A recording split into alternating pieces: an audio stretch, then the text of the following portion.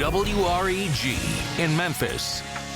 This is News Channel 3 at 6. Breaking news tops the news at 6. Police say someone shot a woman multiple times on St. Charles in Fraser and left her to die. Now, this is a live look from that scene happening right now as police investigate. There is no word on the victim's name or the condition, but we are working to get that information. It appears maybe some family members are also out there at the apartment complex. If you'd like the latest information, you can download the WREG app for the latest information. Now, a breaking news update on a downtown shooting that disrupted one of the most important days in a person's life, college graduation. You work all those years and then have crime disrupted. Meanwhile, police, well, they are still on the hunt for two people who could be responsible for the bullets. Good evening and thanks for joining us. I'm Stephanie Skurlock. And I'm Richard Ransom. WREG's Luke Jones is live on the scene near the Sheraton, one of the biggest hotels downtown. This is where everything went down earlier today. Yeah, Luke, how are those graduates dealing with this? Well, the vast majority of the students I spoke to say they're really trying to make the best of this situation. Ironically, even though graduation didn't go as planned, they say it could actually wind up making it more memorable. How about that? It wasn't the graduation ceremony Logan Drew was hoping for. Yeah, it was in a small room. All of us were in there, and yeah, very abbreviated. He and other physical therapy grads from the UT Health Science Center had their graduation ceremony cut short at the Cook Convention Center. It was mass panic. As police continued to search for two suspects in today's shooting at the downtown Sheraton Hotel, right across the street. So they said, we'll hand you your diplomas, but you got to get out. They just wanted us to go ahead and evacuate so they could do a mass sweep of the building. After meeting with both police and reps for the school, managers at the Cook Convention Center tell us they chose to evacuate as a precaution to make sure none of the shooting suspects were hiding inside the building. Reactions mixed when graduates were told they wouldn't get to walk. Tense a little, but excited and upset because their family has come a long way to see this happen. But students say they understand why things had to happen this way. Everybody was mad and upset, which is understandable, but we also understand that they need to do their job. And Taylor Richardson can even put the whole experience into perspective. Getting your doctorate is more than just about this one moment today. It was a 3-year process, and so it's okay. It's all part of it. Now, in addition to the graduation ceremonies, this all disrupted here at the Cook Convention Center, I also saw dozens, maybe even 100 people here to attend some type of seminar today. They all had to be evacuated as well, but I am told they will be back at the Cook Convention Center for the second leg of that seminar as planned, and we're told it's actually taking place right now. We're live downtown at the Cook Convention Center. Luke Jones, WREG, News Channel 3. Thank you, Luke. Now, as we told you, Memphis police are still looking for two more suspects. They describe one man in his early 20s wearing gym shorts, a shirt that had a warning written across it, and a Chicago Bulls hat. Investigators say there was a woman involved as well. She had a ponytail with gold ends and multicolored leggings. If you saw anything, call Crime Stoppers at 901-528-CASH. An update for you. New information on a potentially deadly clerical mistake that could cost a Whitehaven mother her son's life. Antonio Fletcher's mother says he is paralyzed and bedridden, dependent on machines to keep him alive. A clerical error with TennCare caused the cancellation of his insurance coverage. Antonio requires round-the-clock care from nurses now. Elk River Health Systems, a company that provides those nurses, has resumed care despite this clerical issue after WREG brought the issue to light. A breaking news update. We are getting word now that Airways and Winchester is back open hours after a deadly crash. The Tennessee Highway Patrol is now investigating the crash that killed 2 people and involved 7 cars. Happened this morning, but traffic shut down for hours and hours. WREG's Shay Arthur talked to a witness who says the intersections had problems before.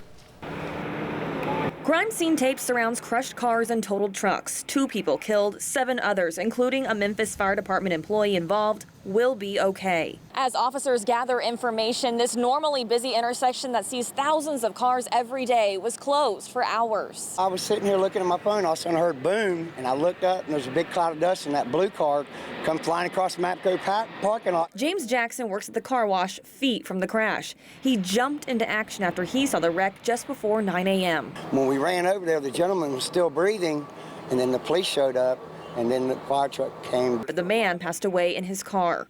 Right now, it's unclear what caused the crash. Memphis police tell us speed played a part, but witnesses also said it looked like one of the drivers was either trying to get away from police or was possibly being pulled over. We asked MPD. So was an officer trying to pull someone over? We don't know for sure just yet. Jackson said he's seen problems at the busy intersection before. Last summer, we seen a 6-car pile up right there. He has a warning for drivers this long weekend. It is the start of Memorial Day weekend, you know, so I guess everybody needs to take their time and be a lot more careful. In the airport area, Shay Arthur, WREG, News Channel 3.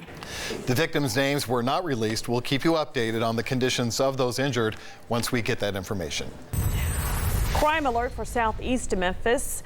Police are on the hunt for whoever stole $14,000 worth of Nikes. Investigators say someone jacked a parked trailer on Pleasant Hill earlier this week at Siva Logistics. The business says the trailer was on the property because it needed a tire repair, and the driver came back 2 days later and noticed it had been broken into. Police say the suspects cut a hole in the fence to get into the lot. It is a dangerous job. You can be held at gunpoint because a lot of people think that we have money inside of the trucks when we don't have any money. If you have any information that could help lead to an arrest, call Crime Stoppers at 528-CASH. 2 Memphis mothers are creating a stink and fighting one at the same time. They say their children's health is at stake because of a sewage leak in their townhome complex in Parkway Meadows near Winchester. This is nasty. Kids shouldn't even be out here, but this is where we live, and there's kids here, and they still coming out playing in it. That's Parkway Village, not Parkway Meadows. Each unit is owned by a different person. Wes says her landlord has tried to help by sending out a plumber. Our calls to the property manager were not returned. Late today, the health department told WREG it inspected the property and ordered the landlord to have the issues fixed by tomorrow. Let's hope that happens soon.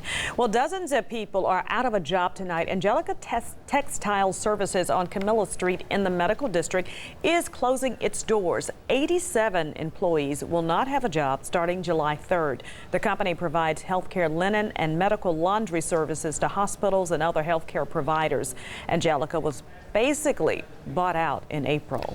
Moving now to weather at 6. It was a beautiful day in the Mid-South, and the daylight hours of tomorrow are supposed to be pretty pleasant too, but we could see some rough weather move in tomorrow night. WREG's weather expert Tim Simpson joins us now. And Tim, how bad is it expected to get this weekend? Well, this is what the Storm Prediction Center is issuing for tomorrow here, Stephanie. A slight to enhanced, even a moderate risk of severe storms as we head into tomorrow night. Now, that being said, there's also a slight risk for severe storms on Sunday. We'll see temperatures early tomorrow morning at 6 o'clock in the 70s. We could pick up a round of storms early tomorrow morning between 4 and 6, around 8 o'clock in the morning, and then the main fireworks would be tomorrow night into early Sunday morning. Temperatures right now in the 80s all across the area, so it's been a warm day. Warm temps in the forecast, gusty winds, and especially that round of severe storms late tomorrow night. We'll check the forecast in just a few moments. Stephanie? Thanks, Tim. Memorial Day is the unofficial start to summer, and that means many of you will break out the grills and the pool gear. So the Shelby County Office of Preparedness is giving out some tips to make sure you and your family stay safe. First, make sure you check the fuel lines if you're using a gas grill, and clean the grill before use. Don't grill in an enclosed area or near the house. Make sure the kids and pets don't get too close, and have a fire extinguisher nearby. You never know what could happen. And as for that pool, don't drink and swim, or drink and boat for that matter. Watch the kids. They move fast. And if you're on a boat, be sure and wear a life jacket. And as a reminder, do not drink and drive this weekend or any time. Just call AAA. This weekend, with so many events going on for Memorial Day, AAA will take you and your vehicle to a safe place within 10 miles of that pickup point. The service is free and available today until Tuesday morning. Just call 855-2GO. I'm going to get that number right in a minute. Breaking news, Lambie is back at home after more than a day missing. The stuffed animal prompted a massive search and rescue effort in Oxford, Mississippi. There was even a reward offered for its safe return. WREG's Troy Washington has been on Lambie watch. And Troy, do we know how Lambie was found? Well, guys, there's no word on where he was found, but Lambie captured the hearts of the entire Oxford community and eventually the world after the Oxford Police Department's social media post went viral. Lambie disappeared at Kroger, and there was an all-out search for the stuffed animal. The little lamb ended up with his own Facebook page, challenging everyone to come together for the common purpose of putting a smile back on a child's face. And they did just that. The Oxford Police Department shared the big news on their Facebook page a few hours ago, letting everyone know that Lambie was safe and sound in the arms of his owner. The little girl's family issued this statement expressing their gratitude and saying their daughter felt moved that their loss mattered so much to people who didn't know them personally but wanted to help. I do not know the family nor the little girl. But what touched your heart about this? I have a 4-year-old daughter, and I would want the same. Kids are smarter than we think, and that sentimental value and that love and attachment to a certain thing or object, that's just when I knew I wanted to step up and try and help. And that he did. University of Florida offered a gift card as a reward for the return, but the person who returned Lambie did not even want a reward. Reporting in the studio, Troy Washington, WREG News Channel 3. All right, thank you, Troy. Well, as of yesterday, there were more than $1,000 in rewards being offered for the safe return of Lambie, including Ole Miss football tickets. The person who found Lambie doesn't want any of it and instead is asking the money and gifts be donated to the Palmer Home for the Children. All right. Well, coming up on the news at 6, he fought for equal pay and rights beside Dr. Martin Luther King Jr. We talked to a man who remembers the battle fought by sanitation workers here in Memphis. And later in sports, the Memphis Tigers tried to keep their baseball season alive with a comeback win in the conference tournament. Your #1 source for local news, News Channel 3. New at 6, moving past poverty has long been a mission for Memphis. Now we're hearing from a former city council member who was there as the fight for equal pay surged. Fred Davis served during the turbulent sanitation strikes. WREG sat down with him to remember the mission of Dr. Martin Luther King Jr. April Thompson has more. We were not prepared to respond to that kind of thing. Fred Davis had only been on city council for 1 month. We were not even aware oriented into the problems that the sanitation workers were having with the administration, the depth of the problems. Davis quickly learned the issues and held a meeting in his own living room for the council members to work out a solution. They agreed to a 15-cent raise but could not institute the full amount until the next budget in July. Davis later presented the plan to sanitation workers. Stepped to the microphone and said 5 cents immediately. That was a very, very strong and violent reaction. Davis says police even had to give him 24-hour protection after a hit was put on his life. It was a high price for me to pay in my presentation of what we had negotiated. Davis feels poverty fueled many of the problems back then and is still one of the most pressing problems in Memphis today. We probably are the poorest city in the country. If we're going to change the atmosphere in Memphis, we got to change the economic situation.